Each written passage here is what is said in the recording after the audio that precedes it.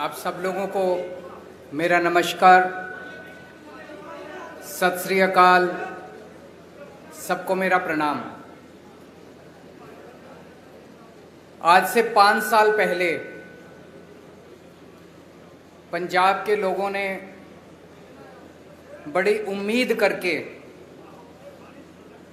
Congress party की सरकार बनाई थी,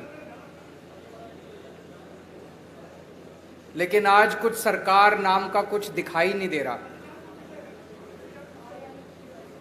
इन लोगों ने सरकार का तमाशा बना दिया है। सत्ता की गंदी लड़ाई चल रही है। हर उनका नेता सीएम बनना चाह रहा है। आपस में इतनी जबरदस्त लड़ाई चल रही है कि सरकार बिल्कुल गायब है। लोगों को समझ नहीं आ रहा कि हम अपनी समस्याएं लेके किसके पास जाएं। तो एक तरफ जहां सत्ता की गंदी लड़ाई चल रही है, दूसरी पार्टियों में भ्रष्टाचार और सत्ता का गंदा नाच चल रहा है। दूसरी तरफ वहीं एक आम आदमी पार्टी है जो पंजाब के विकास और पंजाबियों की तरक्की के लिए दिन रात प्लानिंग कर रही है। अब सब लोग कह रहे हैं और पूरा पंजाब तैयार है कि चुनाव के बाद आम आदमी पार्टी की सरकार पंजाब में बनेगी। सरकार बनने के बाद हम क्या करेंगे, इसकी पूरी प्लानिंग हम लोग कर रहे हैं। अभी थोड़े दिन पहले मैं आपके बीच में आया था। हमने कहा कि हम 300 यूनिट बिजली मुफ्त करेंगे। दिल्ली में करके दिखाई है, झूठ नहीं बोलते। हमने कहा हम 24 घंटे बिजली देंगे, दिल्ली में करके दिखाया है, हम झूठ नहीं बोलते। हमने कहा हम किसानों की बिजली माफ करेंगे, हमने कहा हम पुराने बिल माफ करेंगे। कल मेरी व्यापारियों के साथ मीटिंग हुई। व्यापारियों के साथ मिलके हम लोगों ने पंजाब के लिए खाका तैयार किया। आज एक बहुत बड़ी और बहुत जरूरी गारंटी देने के लिए मैं आया हूं। वो है स्वास्थ्य की गारंटी, स्वास्थ्य सेवाओं की गारंटी, हेल्थ की गारंटी, अस्पतालों की गारंटी। आज पंजाब के अंदर इतना बुरा हाल है, अगर आप बीमार पड़ जाओ और सरकारी अस्पताल में चले जाओ, पीजीआई छोड़ के सरकारी अस्पताल, प्राइमरी हेल्थ सेंटर में चले जाओ, कम्युनिटी हेल्थ सेंटर में चले जाओ, आप बिल्कुल इलाज नहीं मिलेगा आपको। तो आपको मजबूरी में प्राइवेट में जाना पड़ता है।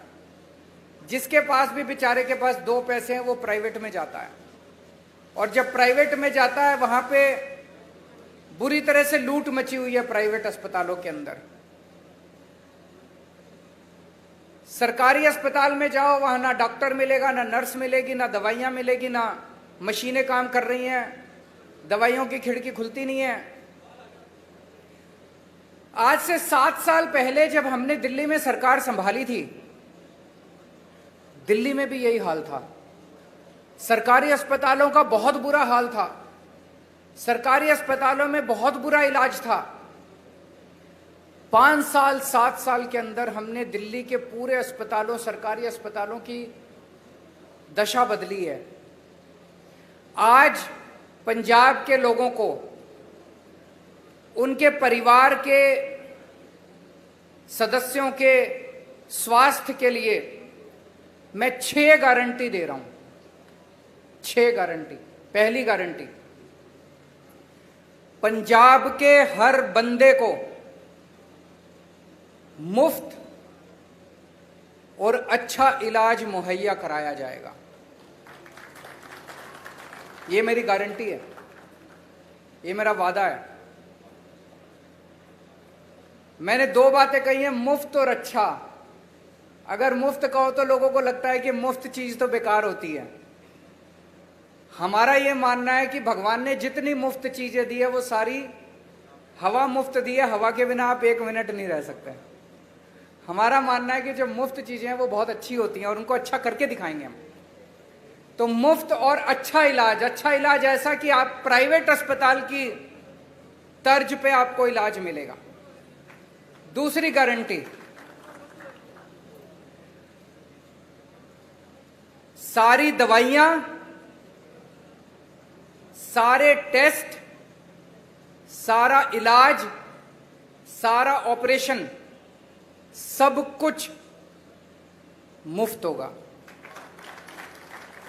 दिल्ली में करके दिखाया। दिल्ली में अच्छा इलाज भी दे रहे हैं, मुफ्त इलाज भी दे रहे हैं। और आप सरकारी अस्पताल में चले जाओ, महंगी से महंगी दवाई अगर कोई इंजेक्शन आपका 10,000 रुपए का भी आता है, मुफ्त मिलता है आपको दिल्ली के सरकारी अस्पताल के अंदर। आज पंजाब के अंदर अगर आप किसी सरकारी अस्पताल में जाओ, दवाइयां मिलती हैं? नहीं मिलती। डॉक्टर एक पर्ची पे लिख देता है, कहते हैं बाहर से ले लेना दवाई। दवाइयों की खिड़की खुलती नहीं है। आम आदमी पार्टी की सरकार बनने के बाद हर सरकारी अस्पताल के अंदर सारी दवाइयां मिलेंगी, दवाइयों की खिड़की खुलेगी। हम इंश्योर करेंगे कि सारी दवाइयां मिलनी चाहिए। आज पंजाब के सरकारी अस्पतालों के अंदर कोई मशीन काम नहीं करती, एक्सरे की मशीन काम नहीं करती, या तो मशीनें है ही नहीं, और या मशीनें काम नहीं करती, या मशीनें चलाने वाले नहीं हैं। दिल्ली में भी यही हाल था। आज दिल्ली के अंदर सारी मशीनें हैं, मशीनें काम करती हैं और मशीन चलाने वाले भी हैं। पंजाब के भी सारे अस्पतालों के अंदर दवाइयां भी फ्री मिलेंगी, सारी मशीनें भी चालू होंगी। मशीनें होंगी और मशीनें चालू होंगी। अगर किसी का 10 लाख का, 15 लाख का, 20 लाख का भी ऑपरेशन है, सरकारी अस्पताल के अंदर वो फ्री किया जाएगा। भगवान ना करे आपके घर में कोई बीमार हो, लेकिन अगर आपके घर में कोई बीमार होता है तो अब उसके इलाज के खर्चे की आपको चिंता करने की जरूरत नहीं है। उसके अच्छे इलाज की अब आपको पंजाब में चिंता करने की जरूरत नहीं पड़ेगी। अभी बहुत सारे लोग पंजाब से दिल्ली जाते हैं इलाज कराने के लिए, उनका भी इलाज मुफ्त होता है दिल्ली के अंदर। लेकिन अब आपको पंजाब से दिल्ली जाने की जरूरत नहीं पड़ेगी, पंजाब के अंदर आपका अच्छा इलाज होगा। ये हमारी दूसरी गारंटी है। तीसरी गारंटी, हर पंजाब के व्यक्ति को एक हेल्थ कार्ड जारी किया जाएगा। उस हेल्थ कार्ड के अंदर उसकी सारी जानकारी होगी, उसका एक्सरे, उसकी MRI रिपोर्ट, उसको इतनी सारी रिपोर्ट लेके घूमने की जरूरत नहीं है, सारी कंप्यूटर पे होगी। वो बस अपना एक हेल्थ कार्ड लेके, हर आदमी, आपके परिवार में एक बच्चा है उसका अलग हेल्थ कार्ड होगा, आपका माँ है उसका अलग हेल्थ कार्ड होगा, पिताजी का अलग हेल्थ, हर एक बंदे को एक हेल्थ कार्ड जारी किया जाएगा। जिसके पास हेल्थ कार्ड होगा उसको अच्छे से अच्छा इलाज मुहैया कराने की जिम्मेदारी पंजाब सरकार की होगी। और सबसे शानदार, पूरे कंप्यूटराइज करेंगे सारे सिस्टम को जैसे दिल्ली के अंदर कर रहे हैं, और उसके अंदर आपका हेल्थ कार्ड, आपका सारा डेटा कंप्यूटर पे होगा। चौथी चीज, दिल्ली में हमने मोहल्ला क्लिनिक खोले हैं। मोहल्ला क्लिनिक की चर्चा पूरी दुनिया के अंदर हो रही है। स्वीडन के मुख्यमंत्री हमारा मोहल्ला क्लिनिक देखने के लिए आए। यूनाइटेड नेशंस के सेक्रेटरी जनरल हमारा मोहल्ला क्लिनिक देखने आए। उस किस्म का मोहल्ला क्लिनिक अब पंजाब के हर पिंड में खोला जाएगा, पिंड क्लिनिक बनाया जाएगा। शहरों में हर वार्ड के अंदर एक अलग क्लिनिक बनाया जाएगा। 16,000 मोहल्ला क्लिनिक, पिंड क्लिनिक और वार्ड क्लिनिक, 16,000 क्लिनिक खोले जाएंगे पंजाब के अंदर। इस क्लिनिक में क्या होता है, मान लीजिए आपको खांसी हो गई, जुकाम हो गई, थोड़ा बुखार हो गया, तो आपको PGI जाने की जरूरत नहीं है, प्राइमरी हेल्थ सेंटर खुलते नहीं है। मोहल्ला क्लिनिक के अंदर आपको ये सारी रोजमर्रा की बीमारियों का इलाज, वहां पे आपके पिंड में मोहल्ला क्लिनिक होगा, वहां चले जाओ, वहां पे आपको इलाज मिलेगा।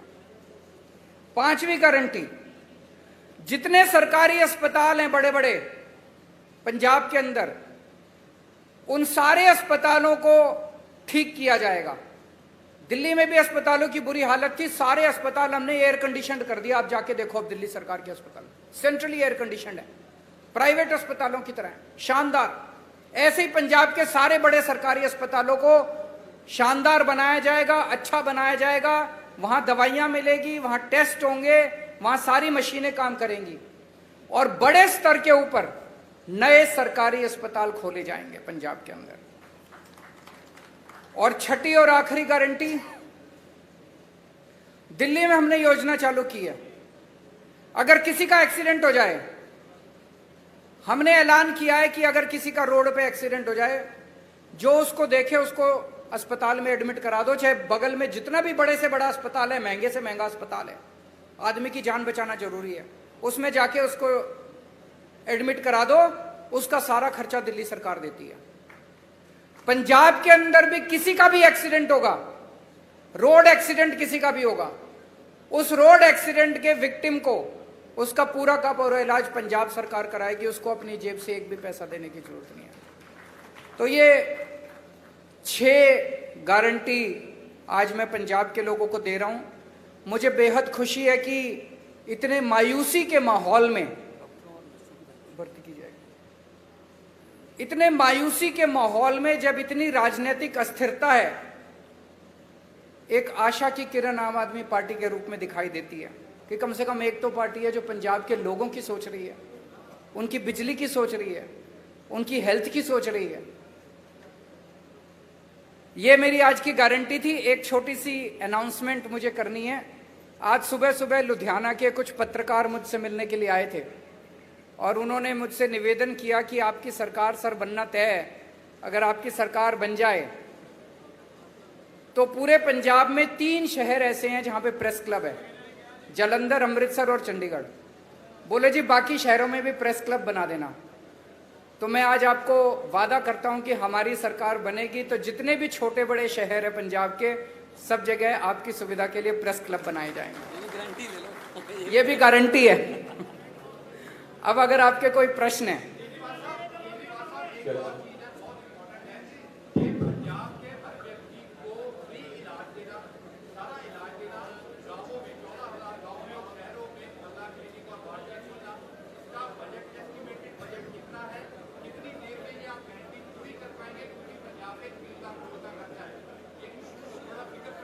मैं आपको एक, इन्होंने बड़ा अच्छा प्रश्न पूछा है, 1 मिनट सुन लीजिए जरा। इन्होंने पूछा है जी पैसा कहां से आएगा। मैं आपको एक छोटा उदाहरण देता हूं, उदाहरण से आपको समझ आ जाएगा। जब हमारी दिल्ली में सरकार बनी थी पहली बार, मैं बता दूंगा आपको, सुनिए तो सही। जब हमारी सरकार बनी थी, हमने अपने मैनिफेस्टो में पहली बार नहीं डाला था कि हम फ्री करेंगे, इलाज फ्री करेंगे। हमने एक फ्लाईओवर बनाया, वजीरपुर फ्लाईओवर। वजीरपुर फ्लाईओवर बनना था 300 करोड़ का और बन गया 150 करोड़ का। वो 150 करोड़ बच गए एक फ्लाईओवर में। फिर मैंने कैबिनेट मीटिंग बुलाई। कैबिनेट मीटिंग में हमने तय किया भाई ये 150 करोड़ रुपया बच गया, इसका क्या करें। तो हमने कहा भाई एस्टीमेट बनाओ कि अगर हमें अपने लोगों की सारी दवाइयां और इलाज फ्री करना हो तो कितना खर्चा आएगा। तो पता चला, अफसरों ने एस्टीमेट लगाया, पता चला 150 करोड़ आएगा। एक फ्लाईओवर के बनाने की बचत में हमने पूरी दिल्ली का सारी दवाइयां और सारा इलाज मुफ्त कर दिया। मैं आपको ये उदाहरण इसलिए दे रहा हूं, ये जो जनता के काम है ना, इन कामों को करने में ज्यादा पैसा नहीं लगता। पैसा तब लगता है जब रिश्वतखोरी में और भ्रष्टाचार में सारा पैसा लूट लिया जाता है। ये जितना मैंने कहा है, ये सारा करने में कोई बहुत ज्यादा पैसा खर्च नहीं हो। जैसे मोहल्ला क्लिनिक आप एस्टिमेट बना लो, 20 लाख रुपए का एक मोहल्ला क्लिनिक बनता है, 15,000 बनाएंगे, आप देख लो कितना लगेंगे। दवाइयां और इलाज मुफ्त करने में बहुत कम लगेगा।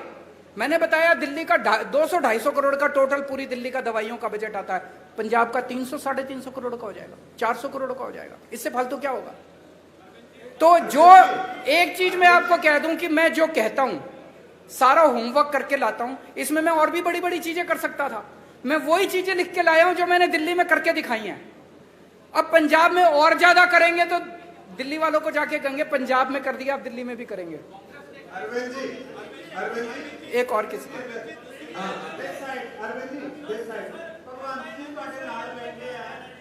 हैं? एक मिनट, वो सीएम फेस पूछ रहे हैं, उनसे बात। कौन है, किस? हाँ,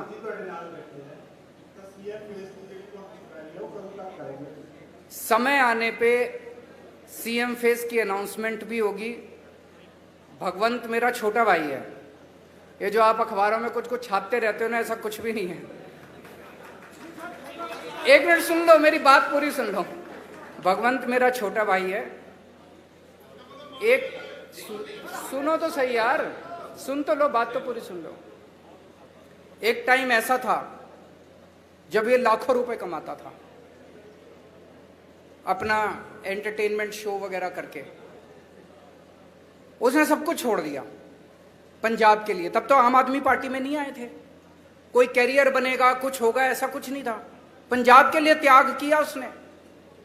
हमारी पार्टी में कोई भी व्यक्ति, मैंने कई बार बोला है, कोई पद और उसके लिए नहीं आया। सब लोग समाज के लिए और देश के लिए आए हैं। समय आने पे मैंने बार बार बोला है, आपको अच्छा सीएम देंगे, अच्छा फेस देंगे, कोई भी हो सकता है वो। अभी हम इसके बारे में सोच नहीं रहे हैं।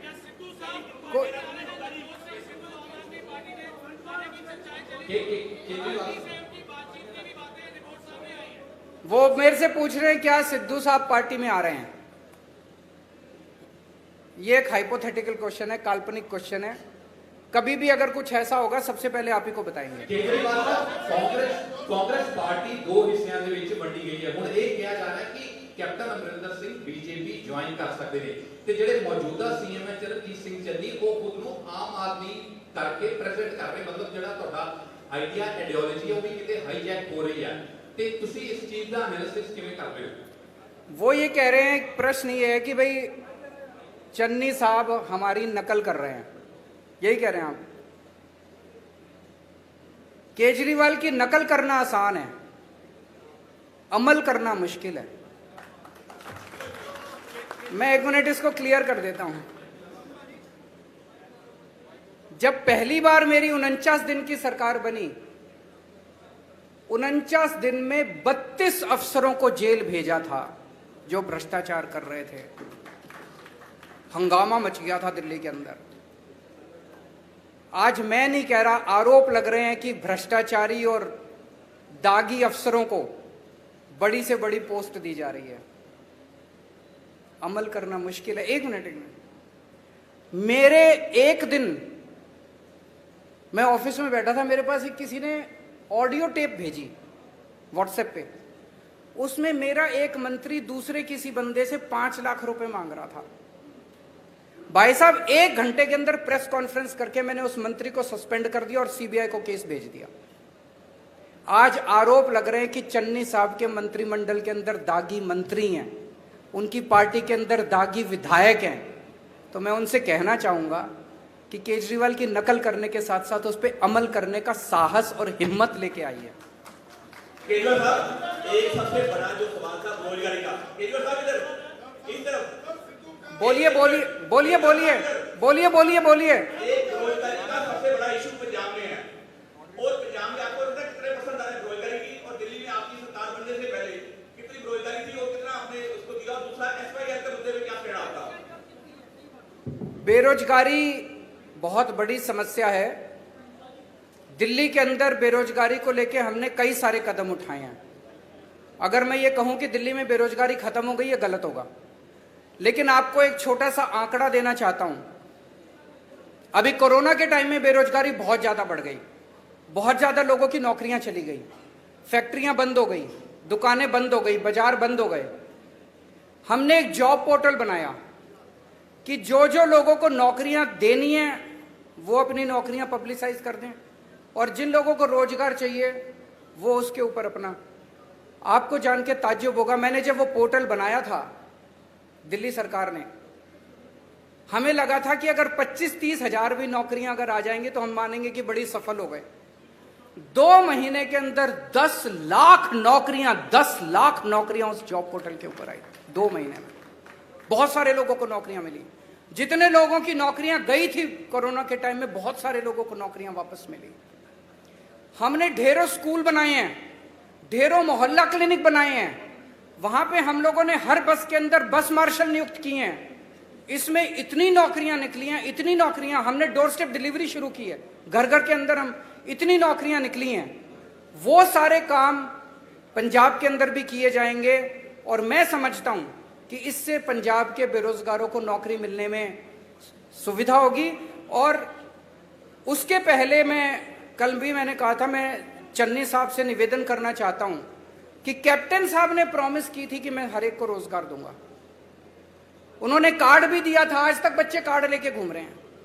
मेरी उनसे निवेदन है कि कैप्टन साहब के वादे को पूरा करें, हर बच्चे को नौकरी दें बेरोजगार को, और जब तक नौकरी नहीं मिलती वो बेरोजगारी भत्ता दें 4.5 साल का।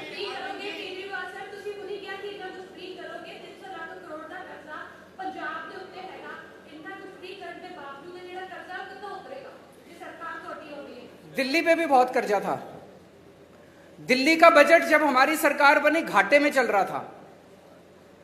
आज 2019 की सीएजी की रिपोर्ट है जिसमें सीएजी ने कहा है, मैं नहीं कह रहा, कंट्रोलर ऑडिटर जनरल ने बोला है कि पूरे देश में अकेली दिल्ली सरकार है जो घाटे में नहीं चल रही, नफे में चल रही है।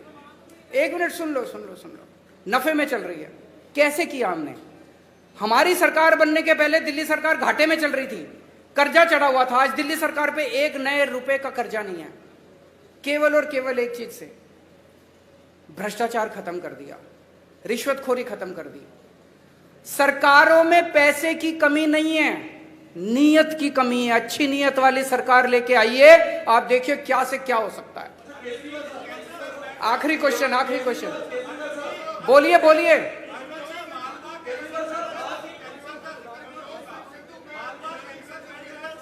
मेरे को जिसके पास माइक है वो बोल दीजिए।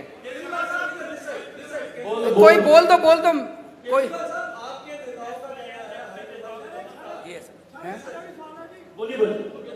आपके नेताओं का कहना है, विधायकों का कहना है कि पंजाब में किसानों को पराली जलाने के लिए दंडित किया जाना चाहिए, जो कथित तौर पर दिल्ली को प्रदूषण करता है। आपका इस पर स्टैंड क्या है? किसने बोला है? एक मिनट। किसने बोला कि पंजाब के किसानों को दंडित करना चाहिए? बिल्कुल नहीं बोला। आप दिखा दीजिए। एक मिनट। आप ये स्टेटमेंट दिखा दीजिए कि आम आदमी पार्टी के किसी ने बोला मैं राजनीति छोड़ दूंगा। झूठ मत फैलाइए, गलत मत बोलिए।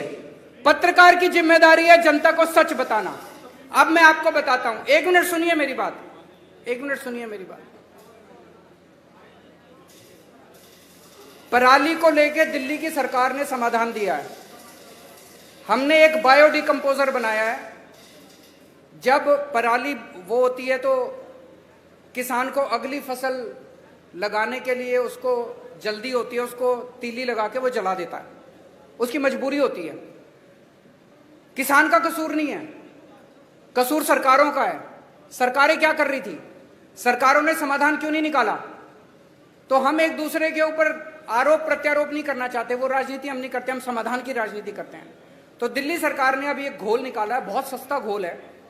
उस घोल को अगर आप पराली के ऊपर छिड़काव कर दो तो 15 दिन के अंदर पराली खाद में बदल जाती है।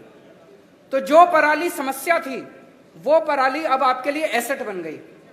इसको पिछले साल हमने एक्सपेरिमेंट करके देखा जिसके बड़े शानदार नतीजे आए हैं। अब उसकी घोल की खूब डिमांड है। दिल्ली सरकार अपने सारे किसानों के यहां उस घोल का छिड़काव फ्री में कर रही है। पंजाब सरकार भी कर सकती है।